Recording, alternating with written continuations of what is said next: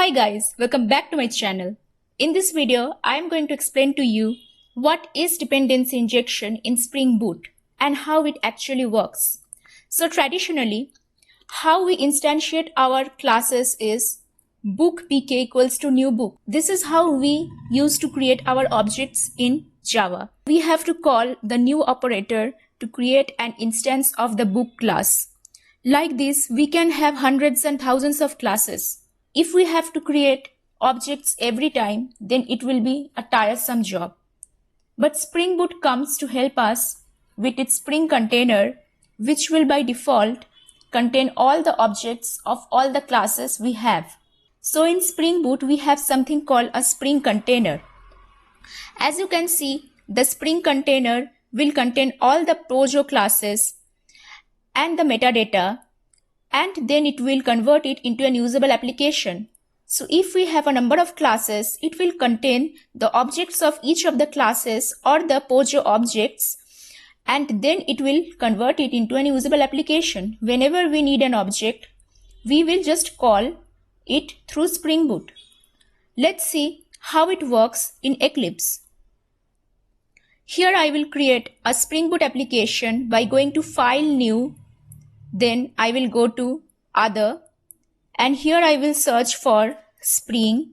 Then I will click on Spring Starter Project because I want a Spring Starter project, and then I will click on Next. As you can see, the type here is Gradle, but I want Maven project.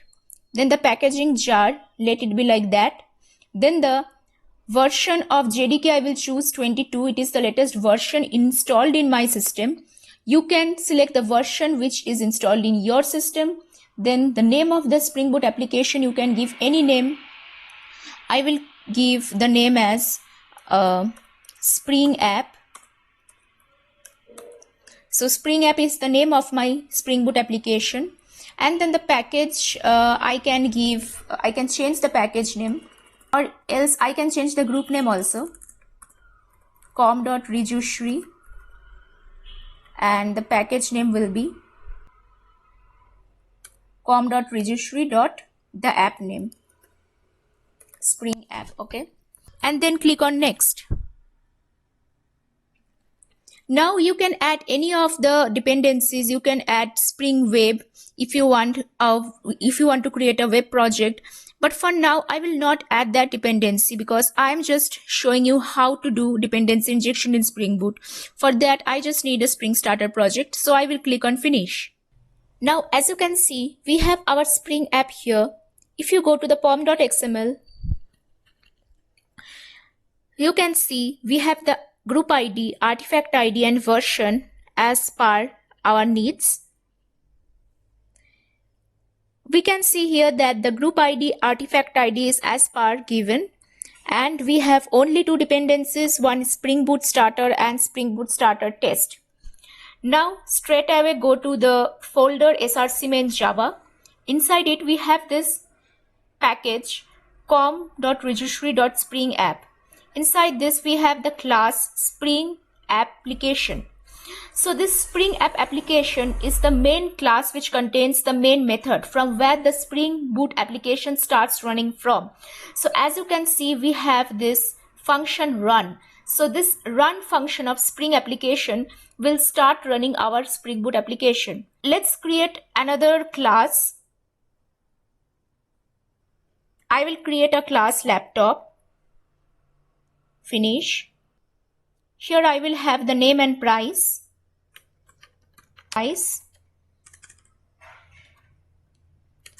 Let's create the getter, setter, and the constructor.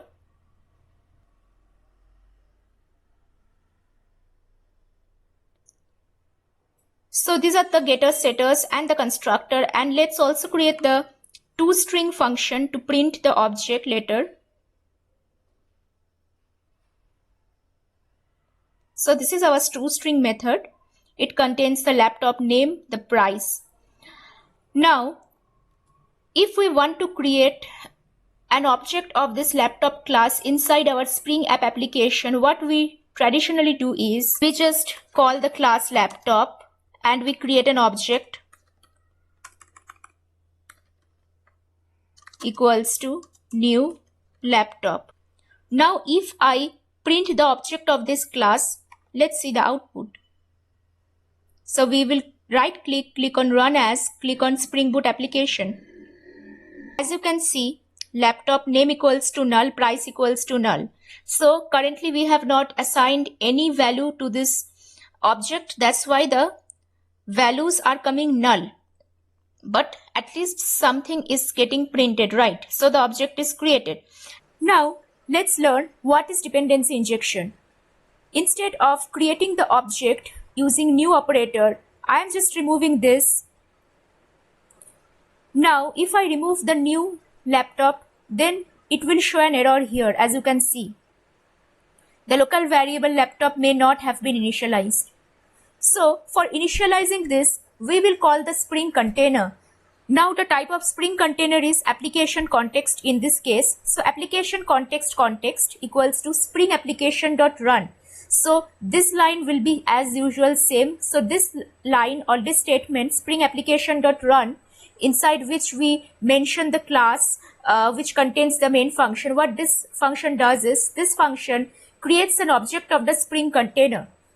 What is Spring container? Spring container is a container which is given by the Spring framework or Spring Boot in this case, which contains all the applications. So it contains all the objects and we as a user don't need to create the object again and again.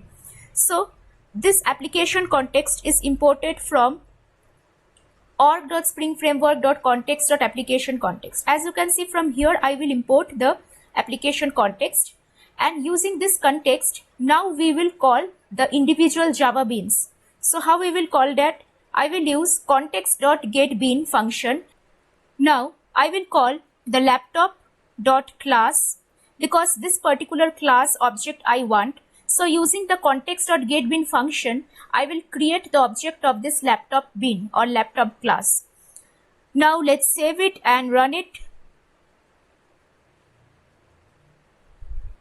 As you can see, I am getting this exception, no qualifying bean. So the Spring container is not able to find which bean I want because we have not mentioned any particular class as a Java bean yet.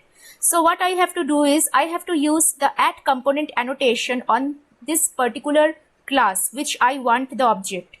So I want the laptop class as the particular bean. So I will use add component annotation over this particular class and I also import it. So after using the add component annotation, what it will do is, this add component annotation will tell the Spring container that okay, this is the particular bean which we want the object of. So let's run it.